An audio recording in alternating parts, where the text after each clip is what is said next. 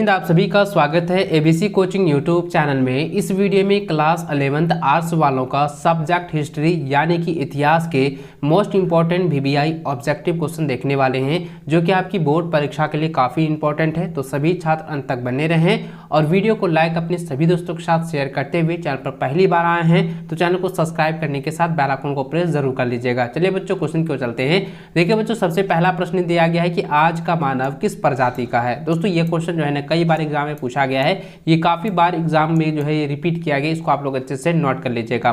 देखिए दोस्तों, आज के मानव जो है वो क्या है, तो दोस्तों इसका आंसर क्या हो जाएगा, होमोसैपियंस। होमोसैपियंस जो है प्रजाति का है, तो ऑप्शन नंबर जो है ए इसका सही आंसर होगा। ये साइंटिफिक नाम है, ठीक है, याद रखेंगे। ये जो मानव है ना, इसका साइंटिफिक नाम है होमोसैपियंस, इसको आप लोग नोट कर लीजिए। अगला सवाल देखिए, दूसरा नंबर दिया गया कि मानव ने आग पर पकाकर मिट्टी के बर्तन बनाना कब आरंभ किया। तो दोस्तों इसका आंसर हो जाएगा नवपाषाण काल में, ठीक है। तो ऑप्शन जो है डी इसका राइट व सही आंसर होगा। अगला सवाल है कि निम्न में से कौन पाषाण औजार नहीं है। तो दोस्तों ध्यान देंगे, गड़ास, पत्थर का किनारा, ठीक है, और हाथ कुल्हाड़ी और मिट्टी का बर्तन। तो इसमें जो है चौथा नंबर जो क्या होगा, ऑप्शन नंबर जो है डी है। ये मिट्टी का बर्तन जो है ये पाषाण औजार नहीं है, बाकी गड़ास, पत्थर का किनारा, हाथ कुल्हाड़ी ये सभी क्या है, पाषाण औजार है, ठीक है। अगला प्रश्न देखिए, चौथा नंबर दिया गया है कि शिल्प कृतियाँ कहाँ है। तो शिल्प कृतियाँ क्या है बच्चों, ये सभी क्या है, देखिए औजार हो गया, चित्रकारियाँ हो गया और मूर्तियाँ, उत्तीर्ण चित्र, ये सभी क्या है, ये शिल्प कृतियाँ है। तो इसका आंसर क्या होता है, इनमें से सभी हो जाएगा ऑप्शन नंबर डी, ठीक है। अगला है निम्नलिखित में से विश्व की प्राचीनतम सभ्यता कौन सी है। तो बच्चों इसका आंसर आएगा मेसोपोटामिया।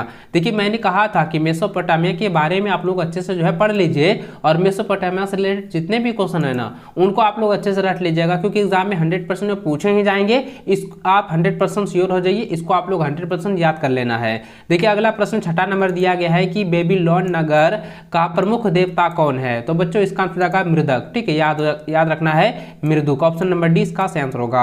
अगला प्रश्न देखिए दोस्तों, 7वां नंबर दिया गया है कि निम्न में से किस वर्ष में दक्षिण मेसोपोटामिया का सबसे प्राचीन मंदिर की स्थापना की गई। तो बच्चों इसका आंसर आएगा 3000 ईस्वी पूर्व जो है ये मेसोपोटामिया के सबसे प्राचीन मंदिर की स्थापना की गई है। तो ऑप्शन नंबर डी इसका जो है सही आंसर होगा।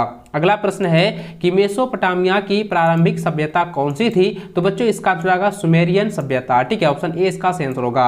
अगला प्रश्न है कि रोम का प्रथम सम्राट कौन था। तो रोम का प्रथम सम्राट था अगस्टन, ठीक है, ऑप्शन नंबर डी इसका सही आंसर होगा अगस्टन। इसको याद रखेंगे, अगस्टस भी कह सकते हैं या अगस्टन वहां पे लिखा रहेगा, दोनों आंसर सेम है, आप इसको अच्छे से नोट कर लीजिए। क्योंकि दोस्तों कई बुक में क्या होता है कि अगस्टन लिखा जाता है और कई में क्या होता है अगस्टस लिखाता है, लेकिन आपको याद रखना अगस्टक या अगस्टन, दोनों में से आपको लगा देना है, ठीक है। चलिए आगे बढ़ते हैं। अगला सवाल देखिए, 10वां नंबर दिया गया है कि ईसाई धर्म को रोम का राज्य धर्म किसने बनाया। तो बच्चों इसका जो आंसर होगा ना, तो ऑप्शन नंबर ये हो जाएगा ऑप्शन नंबर डी कॉन्स्टेंटाइन, ठीक है, ऑप्शन नंबर डी इसका सटीक आंसर होगा। अगला है एकल परिवार क्या है। तो एकल परिवार का मतलब होता है बच्चों कि सिर्फ पुरुष, उनकी पत्नी और उसके बच्चे, यानी कि मात्र जो है दो परिवार, यानी कि एक जीव, जैसे पेरेंट हो गए, माता पिता और उनके एक बच्चे, तो ये क्या होगा, एकल परिवार हो जाएगा। जिनके एक ही बच्चे हैं वो एकल परिवार में आते हैं, इसलिए इसका आंसर क्या हो जाएगा, इनमें से सभी हो जाएगा, ऑप्शन नंबर डी इसका राइट आंसर होगा। अगला सवाल है कि रोम साम्राज्य का प्रसिद्ध चिकित्सक कौन था। तो दोस्तों इसका आंसर होगा हनीबाल, ठीक है, क्या हो जाएगा, हनीबाल, ऑप्शन ए इसका सटीक आंसर होगा। अगला है पैगंबर मोहम्मद की माता का नाम क्या था। तो दोस्तों इसका आंसर होगा अमीना, ऑप्शन नंबर ए इसका सटीक आंसर होगा। अगला है इस्लाम धर्म के संस्थापक कौन थे। तो दोस्तों आपको याद रखना है पैगंबर मोहम्मद, ऑप्शन नंबर जो है इसका सटीक आंसर होगा। अगला है चौथा खलीफा कौन था जिसकी हत्या खुफा की मस्जिद में हुई थी। तो बच्चों इसका आंसर आएगा अली, ऑप्शन नंबर सी इसका सही आंसर होगा। अगला है पैगंबर मोहम्मद का जन्म कब हुआ। तो दोस्तों आपको याद रखना है 570 ईस्वी। मैंने आपको कहा था, कई बार मैंने आपको पढ़ाया हुआ है और ये रिपीट आप लोगों को कई बार मैंने किया होगा, आप लोगों को पता होगा, जितने भी छात्र मेरे ओल्ड स्टूडेंट हैं आपको पता होगा कि पैगंबर मोहम्मद साहब का जन्म को लेकर जो है रिलेटेड जो प्रश्न पूछे जाते हैं वो बार बार रिपीट किया जा रहा है, इसको आप लोग अच्छे से नोट कर लीजिएगा। और इससे रिलेटेड प्रश्न 100% आपके बोर्ड एग्जाम में पूछे ही जाएंगे, इसको आप लोग हमेशा नोट रखें, इसको अच्छे से आप लोग जो है करंटली याद कर लीजिएगा। चलिए अगला सवाल दिया गया है कि मंगोल साम्राज्य के संस्थापक कौन थे? तो बच्चों इसका आंसर होगा चंगेज खान, ठीक है, ऑप्शन नंबर जो है इसका सही आंसर होगा। चलिए अगला प्रश्न दिया गया है कि 5, देखिए 5 क्या है? तो 5 क्या है? तो 5 जो है जागीर है, ठीक है, 5 जो है जागीर को कहा जाता है, ऑप्शन नंबर 20 का सही आंसर होगा।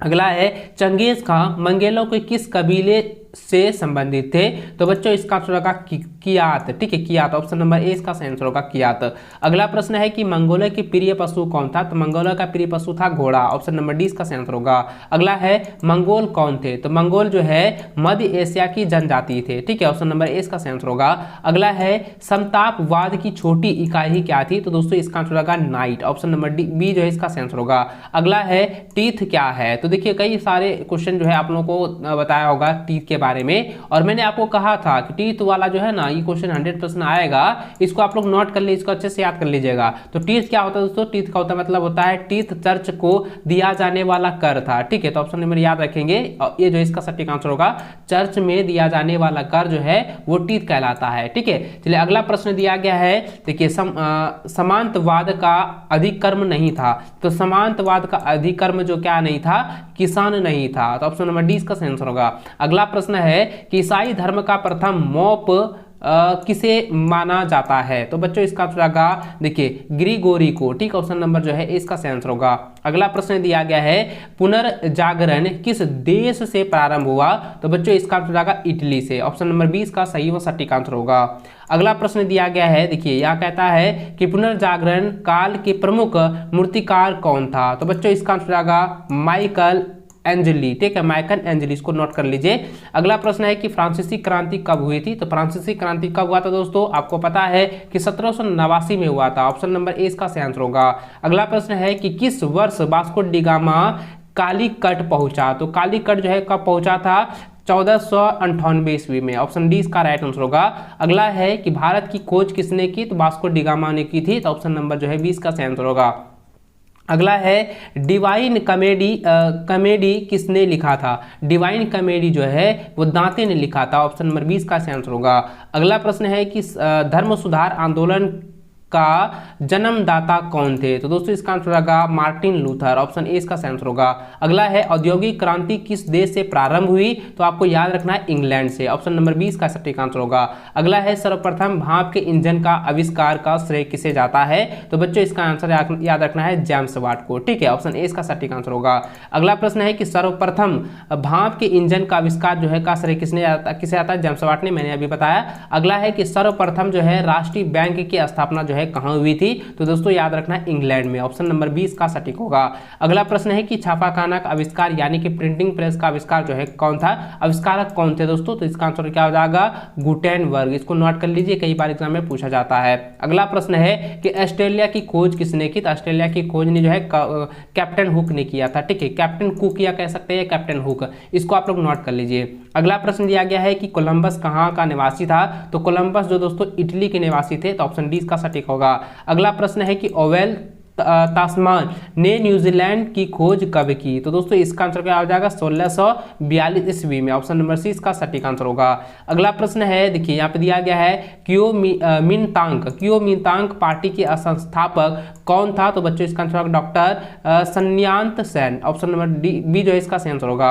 अगला प्रश्न है चीनी क्रांति कब हुई? तो चीनी क्रांति जो है 1911 ईस्वी में हुआ था, ऑप्शन नंबर ए इसका सटीक आंसर होगा। अगला है जापान आने वाले पहले जो है यूरोपियन कौन थे? यहाँ पे पहलू लिखा गया है, टाइपिंग मिस्टेक हो गया है, लेकिन जापान आने वाले पहले यूरोपियन कौन थे बच्चों? तो इसका आंसर जाएगा पुर्तगाली, ठीक है, पुर्तगाली, ऑप्शन नंबर जो है सी इसका आंसर होगा, इसको आप लोग नोट कर लीजिए।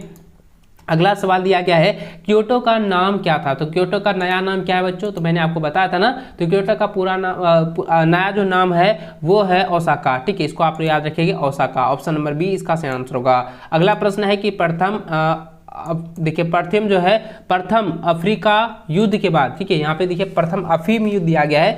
अफीम युद्ध के बाद जो है कौन सी संधि संपन्न की गई? तो बच्चों इसका आंसर क्या हो जाएगा? मार्किंग संधि, ठीक है, क्या हो जाएगा? मार्किंग संधि, ऑप्शन नंबर 20 का सटीक आंसर होगा।